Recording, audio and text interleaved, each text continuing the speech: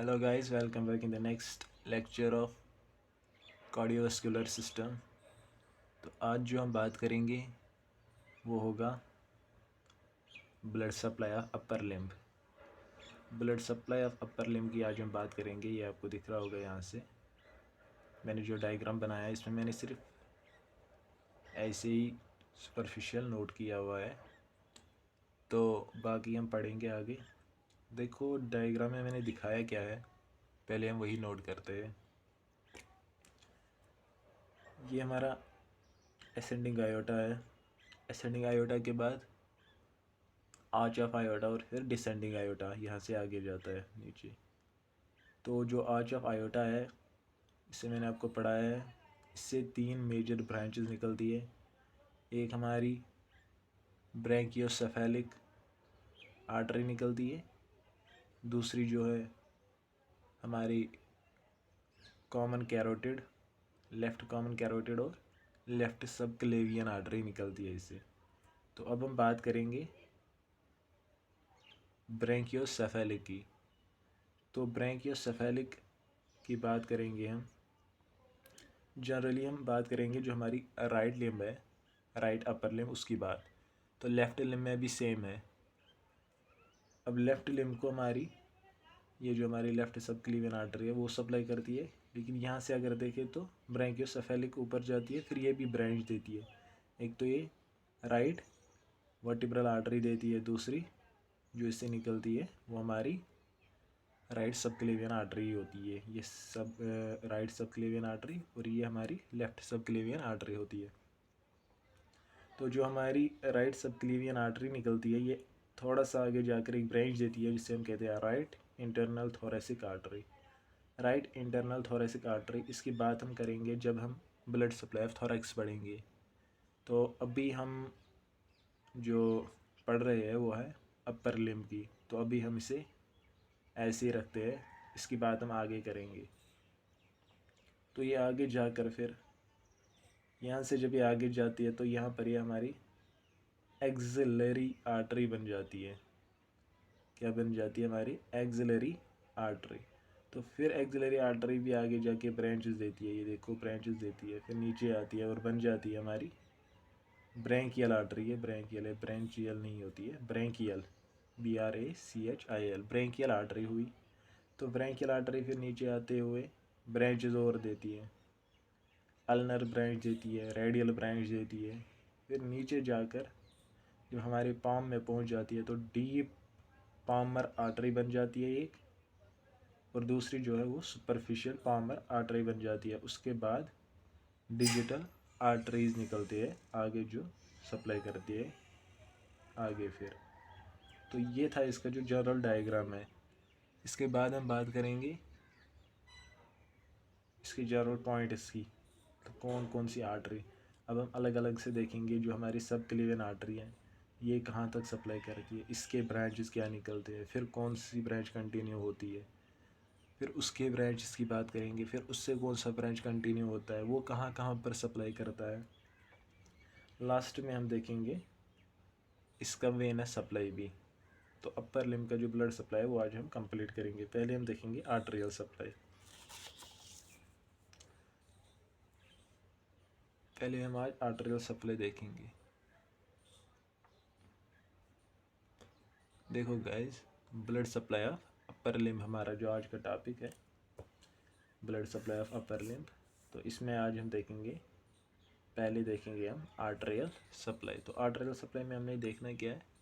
Arterial supply में हम देखेंगे सबसे पहले जो हमारी सब क्लीवियन वेन होती है। सब क्लीवियन वेन जो होती है, ये होती किसकी ब्रांच है? खुद ये हमारी ब्रैंकियोसेफेलिक आर्टरी की ब्रांच होती है।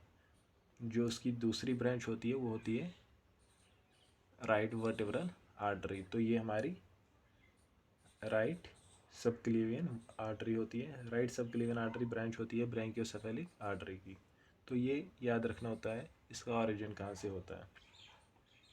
अच्छा, ये मेन आर्टरी है अपर लिम्ब की। अपर लिम्ब की मेन आर्टरी हमारी सबक्लीवियन आर्टरी होती है। तो ये राइट में भी है, लेफ़्ट जो हमारी लिम्ब है उसमें भी है, लेफ़्ट अपर लिम्ब में भी, राइट अपर लिम्ब में भी होती है। इसके बाद right subclavian is branch of brachiocephalic trunk. Brachio, जो हमारी राइट सबक्लेवियन आर्टरी होती है ये हमारी ब्रांच है किसी ब्रांकियोसेफेलिक ट्रंक की। While as right is direct branch of arch of aorta, sorry right नहीं यहाँ पर लेफ्ट है, जो हमारी लेफ्ट होती है वो डायरेक्ट ब्रांच है किससे, आर्च ऑफ आयोटा से। ये जो यहाँ पर आपको दिख रहा है ये वाली, ये लेफ्ट सबक्लेवियन आर्टरी है, ये डायरेक्ट ब्रांच है आर्च ऑफ आयोटा से। जो हमारी राइट है ये हमारी ब्रांच होती है ब्रांकियोसेफेलिक ट्रंक की। तो इसके बाद हम बात करेंगे it passes over first rib, जो फर्स्ट रिब होती है ये उसके ऊपर से आती है और उसको ग्रूव बना, उसके मतलब इर्द गिर्द ग्रूव बनाती है, एक राउंड मारती है उसके ऊपर से। Then it passes behind clavicle, और क्लेवल के जो हमारे क्लेविकल है उसके पीछे चली जाती है, क्लेविकल जो बोन है हमारी उसके पीछे चली जाती है। Enter the upper part of axilla, तो ये ऊपर आती है ना, यहाँ पर जो पहली वर्टिब्रा होती है उसके ऊपर जाती है। फिर जो हमारा क्लेविकल होता है क्लेविकल के नीचे जाके, क्लेविकल के नीचे से जाके फिर ये पहुँच जाती है हमारी एक्जिला में। तो ये हमारा एक्जिलरी पार्ट यहाँ पर होता है। तो पहुँच गई एक्जिला में। At outer border of first rib it continues as axillary artery. अब जो आउटर बॉर्डर होता है किसका, तो ये मान लो ये हमारी फर्स्ट रिब मान लो, यहाँ से फिर कंटिन्यू होती है हमारी एक्सिलरी आर्टरी। तो अब हम इसकी ब्रांचेस की बात करेंगे, किसकी, जो हमारी सबक्लेवियन आर्टरी है, अब हम इसकी ब्रांचेस की बात करेंगे।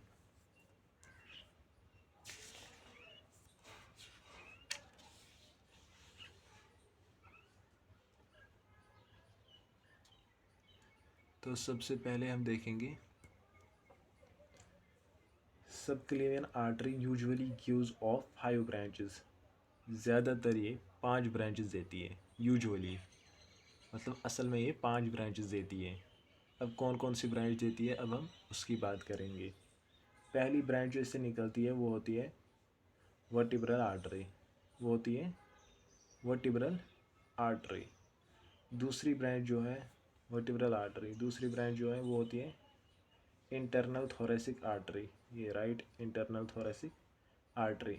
तीसरी जो होती है वो होती है थायरोसर्विकल ट्रंक, थायरोसर्विकल ट्रंक, वो मैंने यहाँ पर दिखाया नहीं है लेकिन होता है इसका ब्रांच, थायरोसर्विकल ट्रंक होता है। जो थायरोसर्विकल ट्रंक होता है वो डिवाइड होता है खुद 3 ब्रांचेस में, वो खुद डिवाइड होता है 3 ब्रांचेस में। कौन, जो हमारा थायरोसर्विकल ट्रंक होता है। क्या क्या ब्रांच होता है उसका, ये उसका एक पहला इन्फीरियर थायराइड आर्टरी, ये यहाँ से वो ऊपर जाता है थायरोसर्विकल ट्रंक, फिर खुद वो 3 ब्रांचेस देता है। पहली जो उसकी है वो है इन्फीरियर थायराइड आर्टरी, तो दूसरी जो है वो है सुप्रास्कैपुलर आर्टरी, तीसरी जो है वो है ट्रांसवर्स सर्विकल आर्टरी। तो ये 3 ब्रांचेस होते हैं उसके, क्या क्या, inferior thyroid artery, suprascapular artery और ट्रांसवर्स सर्विकल आर्टरी। ये 3 किसके ब्रांच हुए, थायरोसर्विकल ट्रंक जो है उसके ये 3 ब्रांचेस हुए। इन्फीरियर थायराइड आर्टरी जो कि थायराइड को सप्लाई करती है नीचे से, सुप्रास्कैपुलर आर्टरी और ट्रांसवर्स सर्विकल आर्टरी, ये 3 ब्रांचेस हुए हमारे थायरोसर्विकल ट्रंक के। इसके बाद जो चौथा होता है वो होता है कोस्टो सर्विकल ट्रंक। तो कोस्टो सर्विकल ट्रंक क्या होता है, इट डिवाइड्स इनटू 2 ब्रांचेस। जो पहला वाला होता है वो होता है सुपीरियर इंटरकोस्टल, दूसरा होता है डीप सर्विकल, सुपीरियर इंटरकोस्टल और डीप सर्विकल। इसके बाद जो पांचवा होता है वो होता है dorsal scapular artery, dorsal scapular artery होता है वो। तो देखो गाइस ये जो डायग्राम है इसमें मैंने दिखाया है यहाँ पर, ये जो हमारा राइट सबक्लेवियन आर्टरी होती है आगे जाकर एक ब्रांच देती है नीचे की ओर, ये जो नीचे की ओर ब्रांच देती है वो होती है हमारी superior thyroid artery, superior thyroid artery. उसके बाद आगे आकर और ब्रांच देती है ये देखो, ये एक ऊपर की ओर जाता है जो होता है हमारा थायरोको एक्रोमियल आर्टरी होती है। इसी तरह फिर आगे आकर और एक नीचे की ब्रांच देती है जो हमारी लेटरल थोरेसिक आर्टरी होती है। उसके बाद आगे आकर फिर नीचे की और एक ब्रांच देती है सबस्केपुलर आर्टरी। फिर आगे आकर और ब्रांचेस देती है, ये देखो ये फिर एक्सिला के आगे होती है। तो पोस्टीरियर सर्कमफ्लेक्स ह्यूमेरल आर्टरी, ये इसके आर्टरीज होते हैं। ये देखो ये हमारा क्लेविकल, ये हमारा रिब होता है, फर्स्ट रिब। तो यहाँ तक ये कंटिन्यू होता है हमारा क्या, सब क्लेवियन आर्टरी। तो सब क्लेवियन आर्टरी तो यहाँ तक हुआ है। इसके बाद ये कंटिन्यू होती है axillary artery, outer border of first rib से कंटिन्यू होती है एक्सिलरी आर्टरी फिर आगे। इसके बाद और एक डायग्राम भी दिखानी है। तो ये थी दूसरी डायग्राम। देखो यहाँ से हमारा आर्च ऑफ आयोटा से ऊपर जाता है हमारा ब्रैंकियोसेफेलिक ट्रंक। तो ब्रैंकियोसेफेलिक ट्रंक ऊपर जाके दो ब्रांचेस देता है, एक राइट सबक्लेवियन आर्टरी, दूसरा हमारा राइट वर्टिब्रल आर्टरी देता है। तो फिर हमारा सबक्लेवियन आर्टरी आगे जाकर ब्रांचेस देता है, एक नीचे की ओर राइट इंटरनल थोरेसिक आर्टरी। फिर यहाँ से ये जो हमारा फर्स्ट रिब होता है उसके ऊपर से जाता है, लेकिन जो क्लेविकल होता है ना, क्लेविकल के नीचे से फिर आता है। देखो क्लेविकल के नीचे से आता है, क्लेविकल के पीछे से। और जो हमारा स्केपुला होता है उसके आगे से आता है और कंटिन्यू होता है एक्सिलरी आर्टरी। फिर एक्सिलरी आर्टरी जब नीचे आती है, ये देखो यहाँ पर पहुँच जाती है, तो यहाँ पर ये ब्रैंकियल आर्टरी बन जाती है हमारी। फिर ब्रैंकियल आर्टरी डिवाइड कर जाती है, दो ब्रांचेस देती है, अल्नर आर्टरी और रेडियल आर्टरी। फिर वो आगे आकर हमारे पाम में पहुँच जाती है और दो आर्चेस बनाते हैं, एक डीप पाल्मर आर्चेस, दूसरा सुपरफिशियल पाल्मर आर्चेस। उसके बाद हमारे डिजिटल आर्टरीज आगे कंटिन्यू करती है। तो ये थी डायग्राम जो मैंने आपको दिखानी थी अभी। तो इसके बाद अब हम बात करेंगे जो एक्सिलरी आर्टरी कंटिन्यू हुई, अब हम उसकी बात करेंगे। अब हम देखेंगे कि एक्सिलरी आर्टरी कहाँ से स्टार्ट होती है, कहाँ तक जाती है और इसकी क्या ब्रांचेस होती हैं, वो हम बात करेंगे अब। Axillary artery begins at outer border of first rib. जो फर्स्ट रिब होती है उसके आउटर बॉर्डर से कंटिन्यू होती है। कंटिन्यूएशन ऑफ सबक्लेवियन आर्टरी, ये कंटिन्यूएशन होती है हमारी सबक्लेवियन आर्टरी की। Ends at lower border of teres major muscle. जो हमारी टेरीज मेजर मसल होती है, अभी हमने इसके बाद शायद वही उठाएंगे हम, मस्कुलर सिस्टम। लेकिन पहले हम बात करेंगे जो उसका टेरीज मेजर मसल होती है। टेरीज मेजर मसल की जो लोअर बॉर्डर होती है वहाँ पर हमारा जो एक्सिलरी आर्टरी होता है ये एंड होता है। एक्सिलरी आर्टरी एंड कहाँ पर होता है हमारा, जो लोअर बॉर्डर होता है टेरीज मेजर मसल का, वहाँ पर एंड होता है। तो इन एक्सिला में artery passes posterior to pectoral minor muscle. जो एक्सिला में हमारी पेक्टोरल माइनर मसल होती है उसके पीछे से आती है हमारी एक्सिलरी आर्टरी। तो उसके पीछे जाकर, उसको पीछे जब ये जाती है तो जो ये हमारी पेक्टोरलिस माइनर मसल होती है ये उसको तीन पार्ट्स में डिवाइड करती है।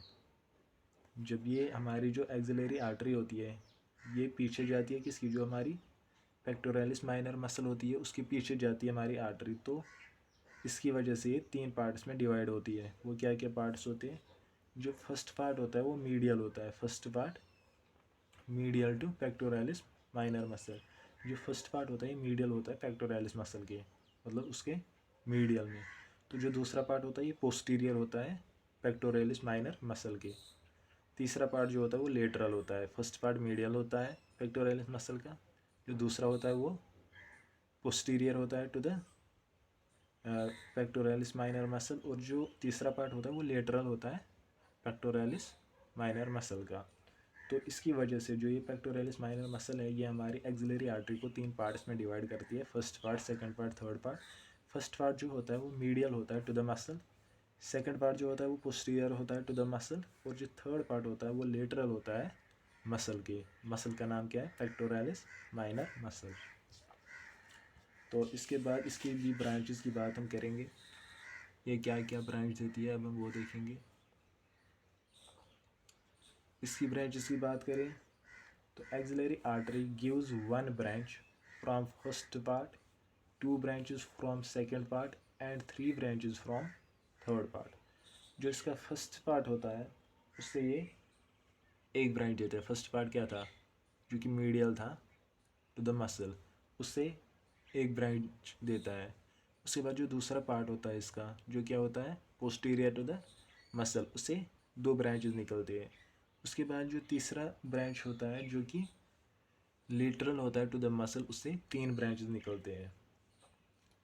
सब scapular artery is largest branch of axillary artery. जो सब स्केपुलर आर्टरी होती है, सब स्केपुलर आर्टरी जो होती है वो इसकी सबसे बड़ी ब्रांच होती है। किसकी, जो हमारे एक्सिलरी आर्टरी होती है। तो सबसे बड़ी जो ब्रांच है इसकी वो सब स्केपुलर आर्टरी होती है, एक्सिलरी आर्टरी की। इसके बाद जो दूसरी होती है वो होता है हमारा posterior circumflex femoral artery. Posterior circumflex femoral artery इसकी सेकंड ब्रांच होती है। एंड एक्सिलरी नर्व, ये दो एक साथ चलते हैं। पोस्टीरियर सर्कमफ्लेक्स फेमोरल आर्टरी और एक्सिलरी नर्व जो है are closely related to surgical neck of humerus. जो सर्जिकल नेक ऑफ ह्यूमरस होता है ये उसके क्लोजली रिलेटेड होते हैं, पोस्टीरियर सर्कमफ्लेक्स फेमोरल आर्टरी और एक्सिलरी नर्व। तो ये हमारे जो neck of surgical neck of humerus होता है उसके रिलेटेड होते हैं। तो जब हम, तो वो भी आप आगे पढ़ोगे क्लिनिकल पार्ट जब आएगा। तो जो हम इंट्रामस्कुलर इंजेक्शन देते हैं हमारे डेल्टॉइड मसल पे, तो वहाँ पर हमने यही ध्यान रखना होता है कहीं वहाँ पर ये डैमेज ना हो जाए, एक्सिलरी नर्व जो होती है ये वहाँ पर डैमेज ना हो जाए, क्योंकि ये भी वही इस पर होता है। इसके बाद जो बात करेंगे, ligation of axillary nerve distal to origin of subscapular artery cuts off blood supply to arm. देखिए जो हमारे एक्सिलरी आर्टरी होती है ना, लिगेशन ऑफ एक्सिलरी आर्टरी मतलब अगर हम एक्सिलरी आर्टरी को दबाएंगे या किसी भी चीज़ से, मतलब टॉनिकेट होता है उससे बंद करेंगे, बांधेंगे वहाँ पर ज़ोर से बांधेंगे, कस के बांधेंगे, तो जो डिस्टल होता है किसका, सबस्केपुलर आर्टरी का जो डिस्टल पार्ट होता है, मतलब जो उसके आगे पार्ट फिर होता है जो हमारे आर्म को सप्लाई करता है, वहाँ पूरी ब्लड सप्लाई बंद होती है। Cuts off the blood supply to arm, तो ब्लड सप्लाई आगे बंद हो जाती है। वो क्यों बंद होती है, क्योंकि यहाँ पर थोड़ी सुपरफिशियल, फिर जो ब्रैंकियल आर्टरी होती है वो सुपरफिशियल होती है, उसको बांधने से आगे ब्लड सप्लाई बंद होती है। तो अब हम अगर पार्ट्स की बात करें, मतलब फर्स्ट पार्ट जो था उससे एक ही आर्टरी निकलती थी। फर्स्ट पार्ट से हमारी सुपीरियर थायराइड आर्टरी निकल रही थी। फर्स्ट पार्ट जो था एक्सिलरी आर्टरी का, उससे क्या निकलता था हमारा, फर्स्ट पार्ट से हमारा निकल रहा था सुपीरियर थायराइड आर्टरी। तो सेकंड पार्ट से हमारी दो आर्टरी निकल रही थी, एक निकल रहा था थायराइको एक्रोमियल आर्टरी, ये एक था, दूसरा जो था लेटरल थायराइको थायराइड आर्टरी। देखो थोरैको एक्रोमियल आर्टरी एक ब्रांच था उसका, दूसरा जो ब्रांच था वो था लेटरल थायरेसिक आर्टरी। तो ये दो किसके सेकंड पार्ट से निकलते थे। फर्स्ट पार्ट से क्या निकलता था हमारा, superior thyroid artery. Second part से निकल रहा था हमारा थायरोको एक्रोमियल आर्टरी और लेटरल थोरेसिक आर्टरी। तो जो तीसरा पार्ट था उससे तीन निकल रहे थे, एक हमारा एंटीरियर सर्कमफ्लेक्स फेमोरल आर्टरी, दूसरा पोस्टीरियर सर्कमफ्लेक्स फेमोरल आर्टरी और तीसरा जो था वो था सबस्कैपुलर आर्टरी। तो तीसरे जो पार्ट था उससे तीन ब्रांचेस निकलते थे, एक दो तीन। सेकंड जो था उससे दो निकलते थे और फर्स्ट जो था उससे एक निकलता था। तो ये आपने याद रखना था, फर्स्ट ब्रांच से क्या निकलता था, जो फर्स्ट पार्ट है उससे क्या निकलता था, superior thoracic artery. Second part से क्या निकलता था, थायराइको एक्रोमियल आर्टरी। और हमारी लेटरल जो थोरेसिक आर्टरी ये भी सेकंड पार्ट से निकलती थी। इसके बाद जो पार्ट 3 है उससे क्या निकलता था, anterior circumflex femoral artery, posterior circumflex femoral artery और सबस्कैपुलर आर्टरी निकलती थी। तो ये थे इसके ब्रांचेस। अब आगे बात करेंगे हम। तो गाइस बात की हमने जो हमारी राइट सब क्लीवन आर्टरी निकल रही थी, फिर उसका राइट फर्स्ट पार्ट जो था सब क्लेवियन आर्टरी जो आगे जा रही थी, फिर ये ब्रांचेस दे रही थी एक्सिलरी आर्टरी। तो एक्सिलरी आर्टरीज के ब्रांचेस थे, जो फर्स्ट पार्ट था ये वाला हमारा फर्स्ट पार्ट है, इससे हमारा निकलता था,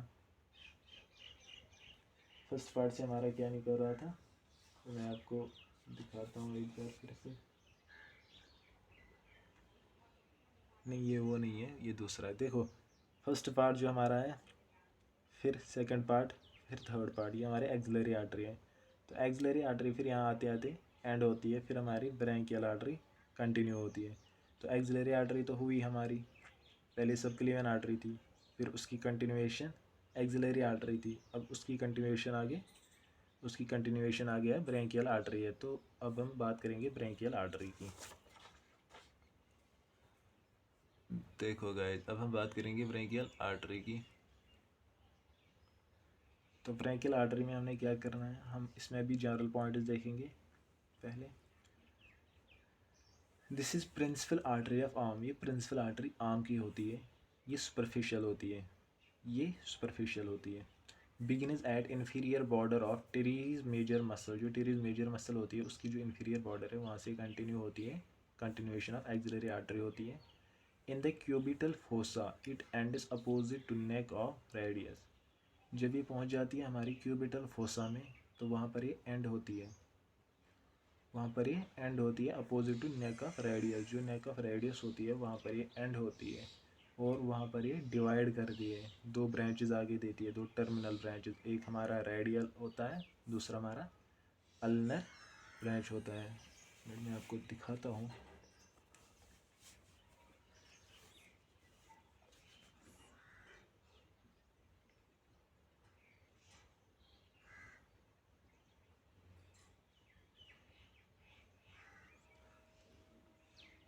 देखो यहाँ तक ये आते हैं ना, ये हमारा क्यूबिटल फोसा होता है, क्यूबिटल फोसा यहाँ पर होता है हमारा। तो ये हमारी आर्टरी यहाँ से आई, ये वाली, ये हमारी आर्टरी जब यहाँ तक पहुँची है, ये दिख रहा है आपको, देखो यहाँ तक जब ये पहुँचती है फिर यहाँ आके नेक ऑफ रेडियस जो है वहाँ पर ये डिवाइड करती है, ये हमारी अल्नर होती है, ये हमारी रेडियल होती है, फिर ये आगे जाती है ऐसे, ये मैं आपको दिखा रहा हूँ ऐसे ही, यहाँ पर ये आके डिवाइड करती है, जो नेक ऑफ रेडियस होती है वहाँ पर डिवाइड कर दिया, फिर आगे ये अल्नर ब्रांच चलता है और ये हमारा रेडियल ब्रांच चलता है आगे आगे।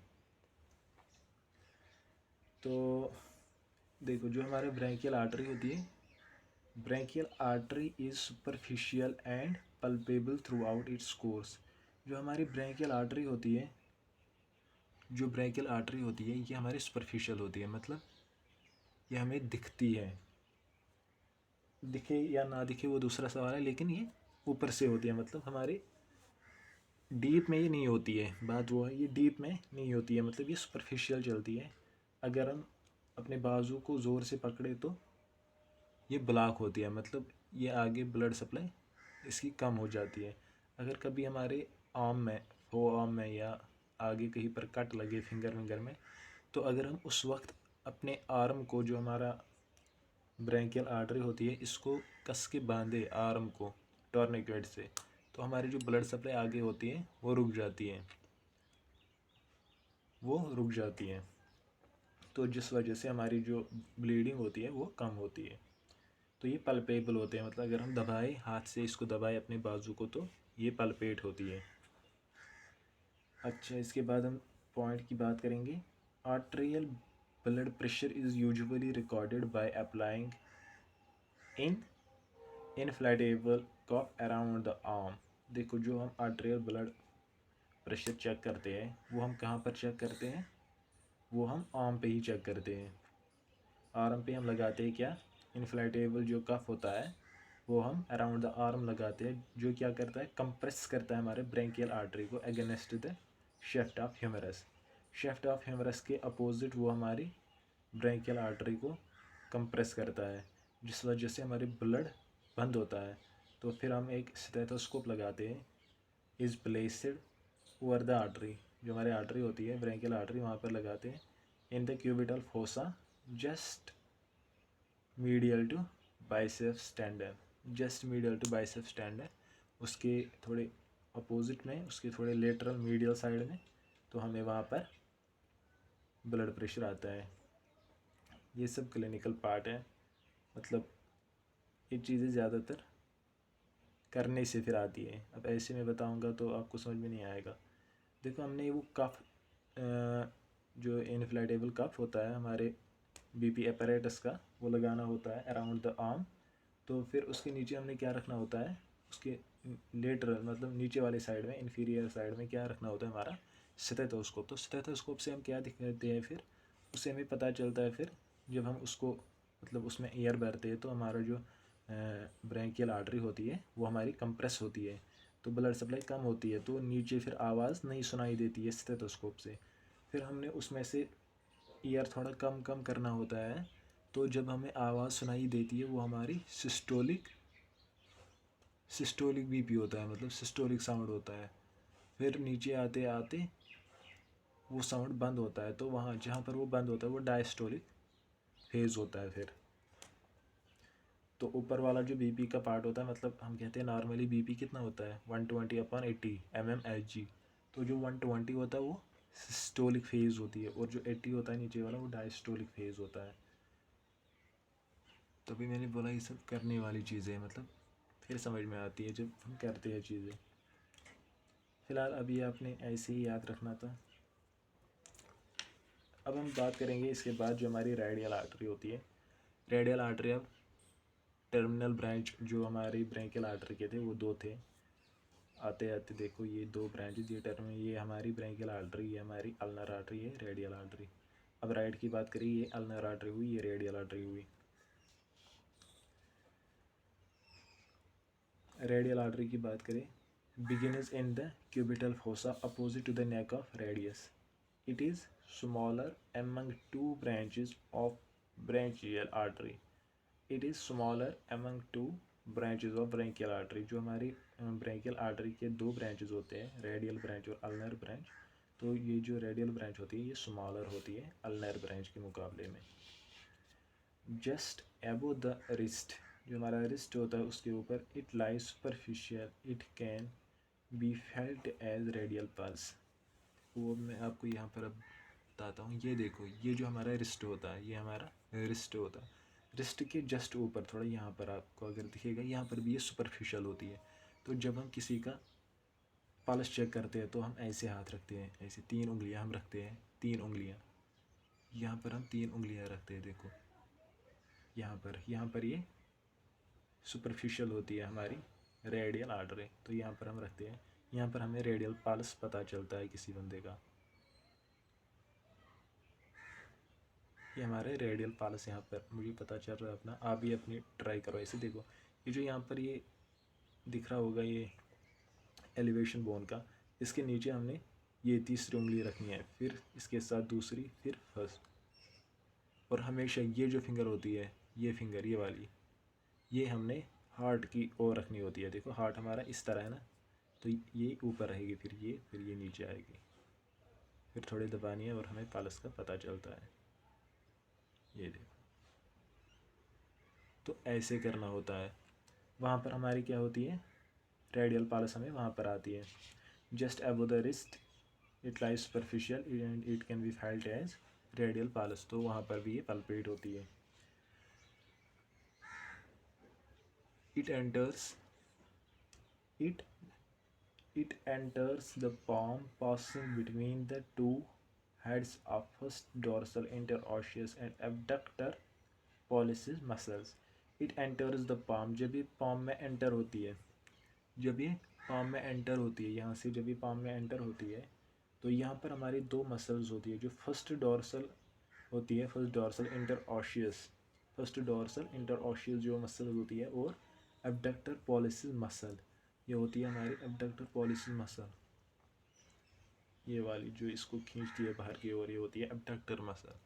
जो इसको बाहर की ओर खींचती है ना, ये होती है abductor muscle, abductor pollicis muscle ये होती है, इसको कहते हैं पॉलिसिस, तो ये होती है एबडक्टर पॉलिसिस मसल, इसको हम पॉलिसिस कहते हैं। वो बात याद रखना, ये जो थंब होता है ना हमारा, ये पॉलिसिस होता है। तो ये था इसके बारे में।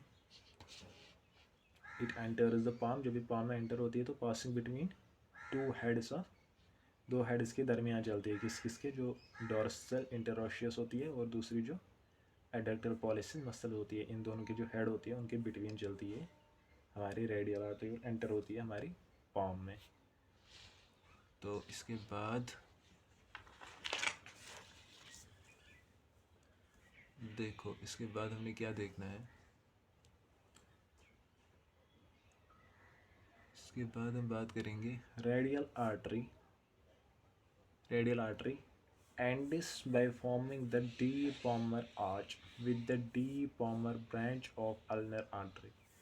आगे जाकर जब रेडियल आर्टरी एंटर होती है हमारे पाम में तो वहाँ पर ये डीप पामर आर्च बनाती है, किसके साथ मिलके, डीप पामर ब्रांच और अल्नर आर्टरी का जो डीप ब्रांच होता है उसके साथ मिलके ये बनाती है डीप पामर आर्च। तो रेडियल आर्टरी भी एंटर होती है पाम में और अल्नर आर्टरी भी एंटर होती है पाम में। तो फिर आगे जाके ये डीप पामर आर्चेस बनाते हैं जिसमें ये दोनों मिलते हैं, मतलब एक साइड से रेडियल आर्टरी आती है, दूसरी साइड से हमारी अल्नर आर्टरी आती है, तो बनाती है ये एक लूप बनाते हैं। दो लूप्स बनाते हैं एक्चुअल में, एक डीप लूप होता है, दूसरा सुपरफिशियल होता है। तो वो हम आगे बात करेंगे जब हम पामर की बात करेंगे। अभी इसके बाद जो हमने देखना है वो है अल्नर पार्ट। इसके बाद हम करेंगे अल्नर पार्ट की।